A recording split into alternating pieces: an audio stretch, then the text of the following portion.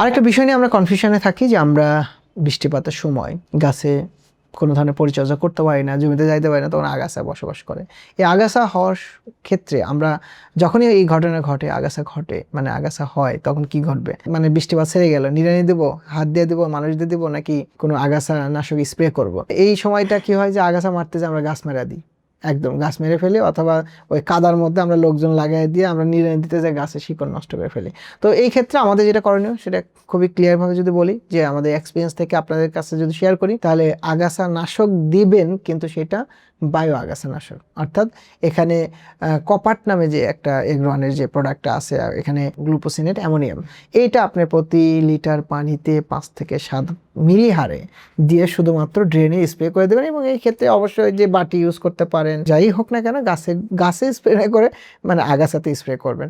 এটা সবচেয়ে ভালো, কারণ হচ্ছে মাটি বেশি কাদা অবস্থায় ঘাটাঘাটি করার প্রয়োজন হলো না। 4-5 দিনের মধ্যে আগাছা পচে যাবে, পচে ডিকম্পোজ হয়ে মাটির জন্য খাবার হবে। আর যদি আমরা এইটা বাদে অন্য গ্রুপে ওষুধ ব্যবহার করি, বা মানে হার্বিসাইড যেগুলো কঠিন, মাটিকে পুড়ায় ফেলে, সেগুলো দিতে পারি, তাহলে একদিনে পুড়ে যাবে, কিন্তু সাথে গাছগুলো কিন্তু নষ্ট হয়ে যায়, ক্ষতিগ্রস্ত হয়, এবং মাটির জন্য এটা অনেক বেশি ক্ষতিকর। সো আমরা আগাছা নিয়ে খুব বেশি চিন্তিত না হয়ে আমরা কপারটা স্প্রে করে দিতে পারি।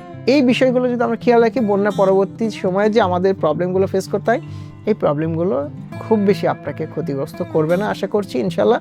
এর পরবর্তীও যদি আপনার কোনো বিষয় নিয়ে কনফিউশন থাকে, আপনার মনে হয় যে এই প্রশ্নটা করা হয় নাই বা এই কথাটা বলা হয় না, তাহলে অবশ্যই আপনার কমেন্ট বক্সে যেয়ে আপনার কিন্তু সেই মন্তব্যটি বলবেন যে আমরা কোন বিষয় নিয়ে কথা বললে আপনার জন্য সুবিধা। হয়তো আরেকটা ব্যাপার হচ্ছে যে আমাদের এই কন্টিনিউয়াস এই সেবা দেওয়ার জন্য কিন্তু আমাদের ডেডিকেটেড টিম আছে।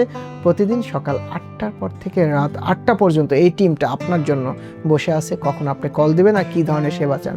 এই সেবা নিতে কল করুন 09678662828 এই নাম্বারে।